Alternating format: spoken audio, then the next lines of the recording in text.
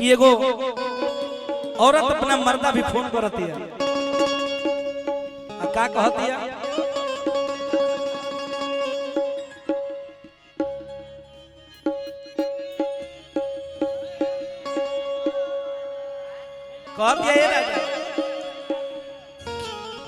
कि अब की के कोइल कहिया अरे अइबाए मुनमा के बा कि अब की के कोइल कहिया अरे अइबाए मुनमा के बाबा अइबा तका काले अइबा ए मुनमा के बाबा अइबा तका काले ए मुनमा कि अइबा तका काले अइबा ए मुनमा के बाबा कि अब की के कोइल कहिया अइबा ए मुनमा के बाबा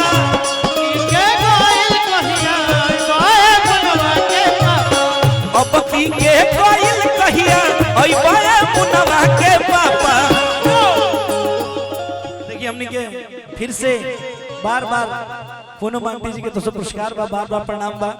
गीत के भाव बा बाबा कि अइबा तका काले अइबा मुनवा के पापा अइबा तका काले अइबा मुनवा के पापा।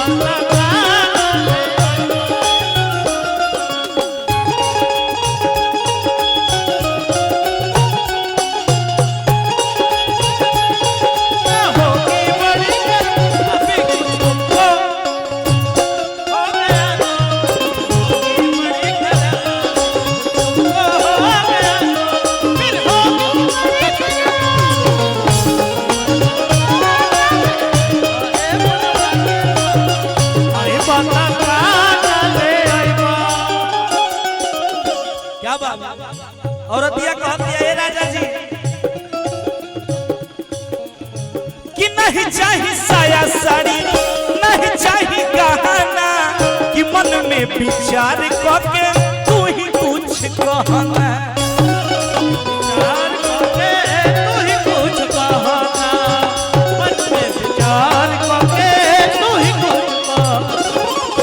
हमारा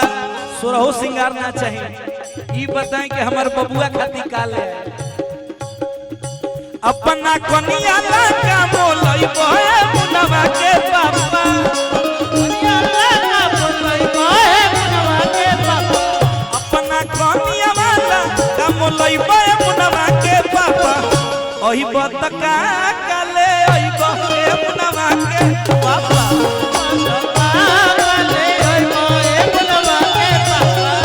ओही बतका काले ओही बहे मुनवा के पापा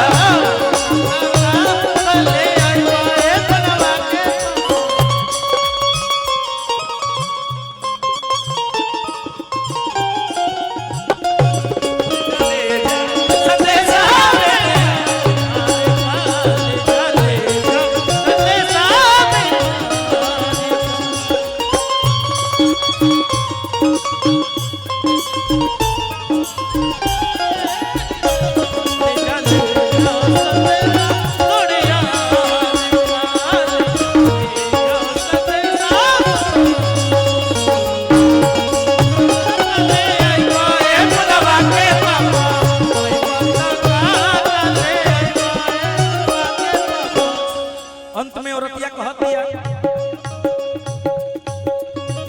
जब ना लियई हो होके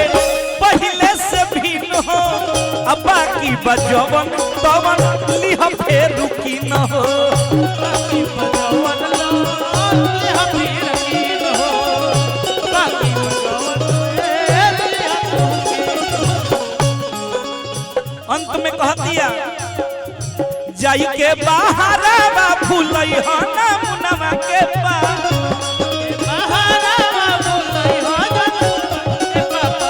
जाई के बाहरवा फूलई हो ना मुनवा के पापा अइबा तका काले अइबा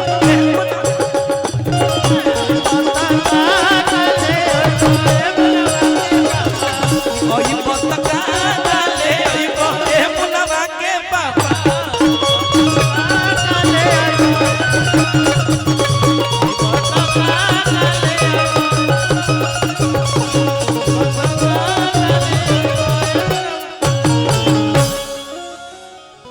बहुत बहुत धन्यवाद। चलिए